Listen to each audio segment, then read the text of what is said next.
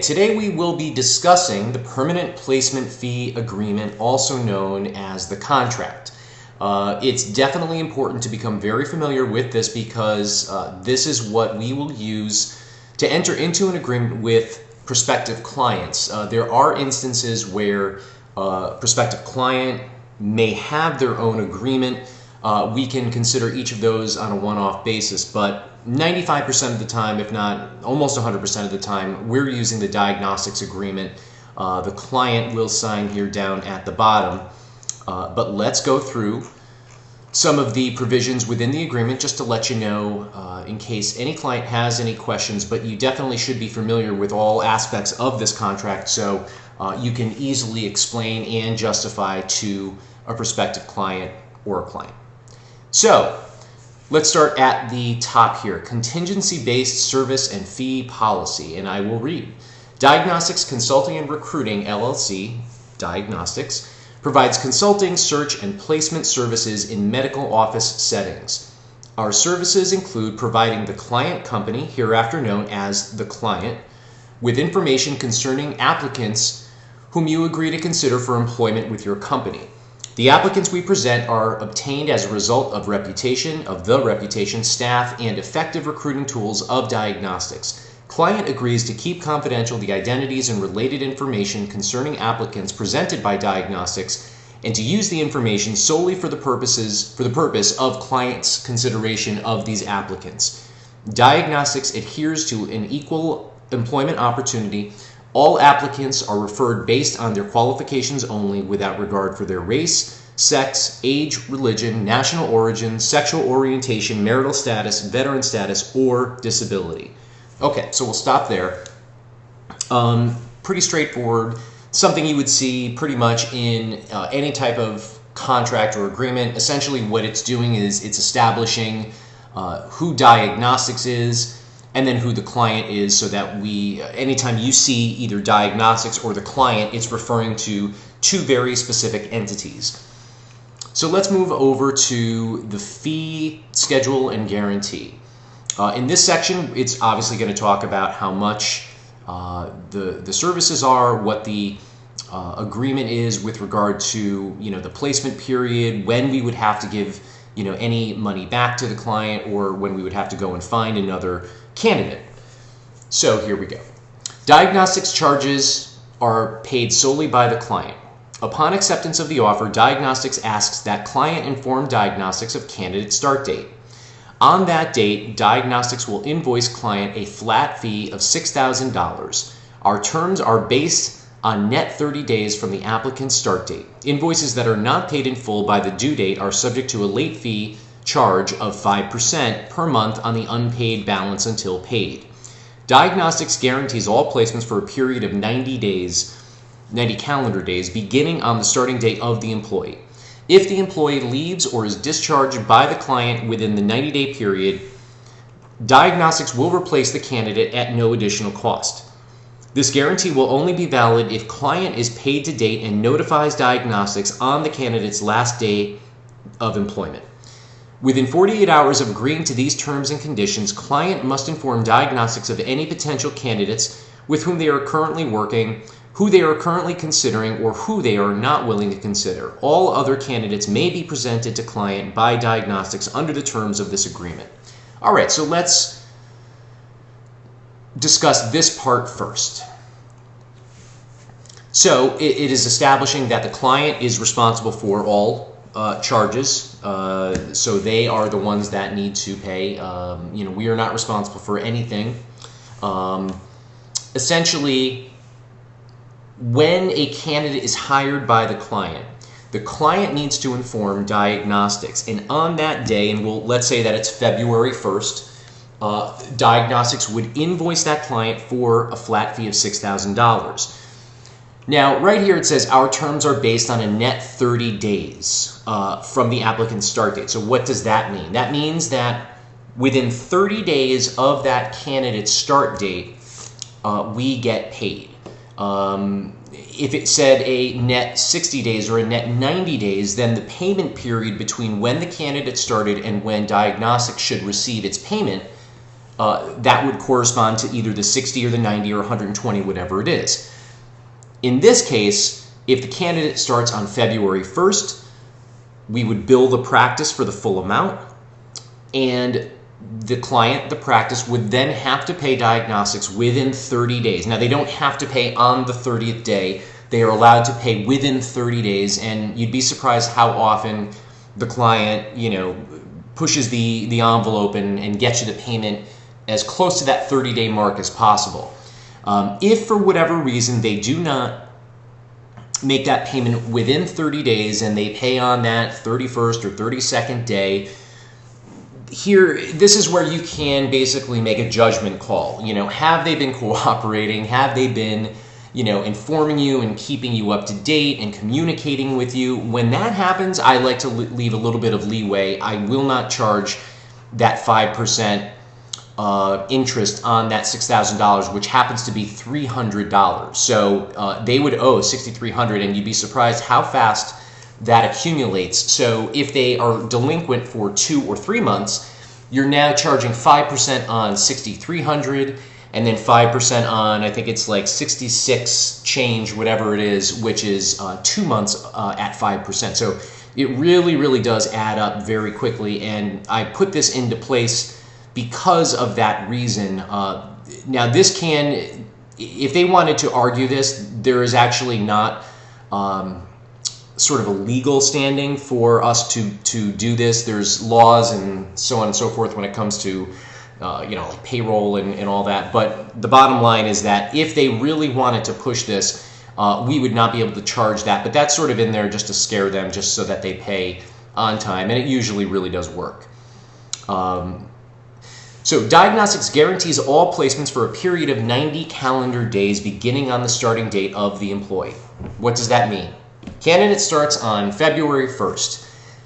That individual has to work for the client for a period of 90 days. And a lot of times clients and practices will take a 90-day period, which is pretty standard for the industry, to evaluate an employee and say, is this person the right person for the job?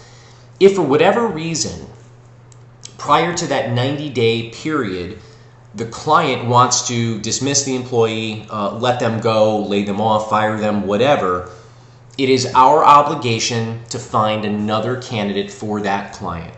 So, for me, on that 91st day, I, wipe my forehead and say, because that for me means that I can confidently move on to the next placement. And if at the 92nd or 91st day, the client says, we let so-and-so go, they weren't really doing a great job, well, sorry, but it's going to be another $6,000. Again, could be a judgment call. I've had issues where the client has been very responsive, and after about 120 days, they had to dismiss somebody for really legitimate, very legitimate reasons, and I went to go and find them somebody else at a very, it was actually at a reduced cost of $4,000, so we had come to an agreement. But again, that is your judgment call to make. Let's see. So let's go over that again. Client hires a candidate. They start on February 1st. Within, let's say, that 90-day period, they dismiss that individual for whatever reason. Well, the client still owes us $6,000. So as long as the candidate shows up for work, works that day on February 1st, there is nothing that they can do to deny you that $6,000. It is yours. The candidate started. All is good. The only problem where we get into is that, like I said, if the candidate leaves prior to that 90-day window. So again, the first time that you can breathe a little bit of sigh of relief is on that first day when the candidate shows up. When that happens, things are good. And then the second time is after that 90 days. If they make it past that, then you know that you can confidently move on, and all is good. So next paragraph here. Within 48 hours of agreeing to these terms and conditions, client must inform Diagnostics of any potential candidates with whom they are currently working, whom they are currently considering, who they are not willing to consider. All other candidates may be presented to client by Diagnostics under the terms of this agreement. Now, this clause is something that clients usually forget about. And that is good for us, because if they don't inform us with anything about any candidates that they're working with or what have you, then we can present literally anybody to them. And if they were already working with them, well, then they just ignored this clause. Whenever asked about this by the client, what I say in terms of why we need this clause in here is to say, well, here's the thing, client, I don't want to be contacting anybody if you have already dismissed them, if they've already worked for you. I don't want to to have to get into that awkward conversation with anybody. I just prefer to know who you would, not want to consider who you're already working with. And that way, everything is on the table. I can present individuals that you haven't spoken to, so on and so forth. There have been instances where the client sort of forgot about this, didn't inform me, and I presented a candidate that they had already been speaking with or had found out about, very soon after we had entered into this agreement or before or whatever. And that candidate is Diagnostics candidate. So this really does provide a little bit of a cushion for you. So moving on to this paragraph right here. If the client does not extend an offer to a candidate presented by Diagnostics, client may not contact such candidate for a period of 2 years after date of presentment by Diagnostics without the prior written consent of Diagnostics. If client subsequently contacts and or hires a candidate presented by Diagnostics for a prior placement, client must deliver a referral fee to Diagnostics for each candidate hired. Okay, so again, let's take January 1st, for instance, that this wouldn't happen, but let's say that we presented a candidate on January 1st. You happen to be working on New Year's Day. And the client does not hire that individual. Well, basically, that individual is property of Diagnostics for 2 years on the day that you presented them. So January 1st, 2015, we have until January 1st, 2017 to claim that candidate as Diagnostics candidate. After that point, the client may contact that person without having to deliver a referral fee to Diagnostics. But prior to that point of January 1st, 2017, if they hire that person and we find out about it, they need to deliver us a referral fee. There is an instance there have been instances where a candidate has been hired after initially not being hired when I presented them to the client, and the client failed to deliver the referral fee. And so we had to go back and say, hey, what's going on here? We sent this candidate over on this date. You owe us $6,000. All right, non-disclosure. All information received from you will be held in strict confidence and used solely for the purposes of selecting qualified candidates. Any and all faxes, computer files, and or printed materials received by the client from Diagnostics are considered intellectual property of Diagnostics and may not be used for any purpose other than compliance with this agreement. Applicants or applicant information obtained as a result of a direct or indirect association with Diagnostics' social media account or website will be considered property of Diagnostics. Information regarding applicants referred by Diagnostics is solely for your use and benefit and must not be divulged to anyone outside your organization except for the purpose and standard reference, credit, or background check. In the event that your company refers an applicant to any affiliates or other company and that applicant is hired as a result of your referral, client may be required to assume responsibility for recruiting fee. Okay, so let's just go and take that part first because it kind of relates to this up here, the previous paragraph. If it's a multi-specialty group and we're working with cardiology and we present a candidate for cardiology, cardiology doesn't hire them, but internal medicine within the same organization hires them. We would assume we would get the referral fee. If that practice manager for a particular practice has a friend, a colleague that is a practice manager for another practice, and they take our candidate and give them over to that other individual, they would owe us a referral fee. So let's go back and we'll take the top. So basically, this is just, any and all facts as computer files. This is the intellectual property part of the agreement. So one thing that I really want to stress in here is this social media account.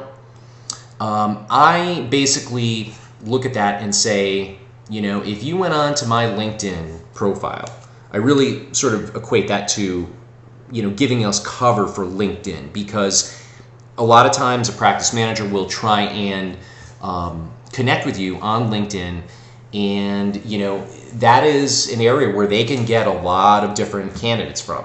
Now, I really try to not connect with them on there. I really make it a point of doing that, but if they do, and if you decide to establish that connection, that opens up a very wide door for where this sort of clause could be, put into play here. So just be mindful of that. I think that is it for that paragraph. Acceptance. So you sign, you accept. So client signs here, they print their name here, they sign their title, the date, and away we go. And that is the permanent placement fee agreement. What I also like to do is I will then I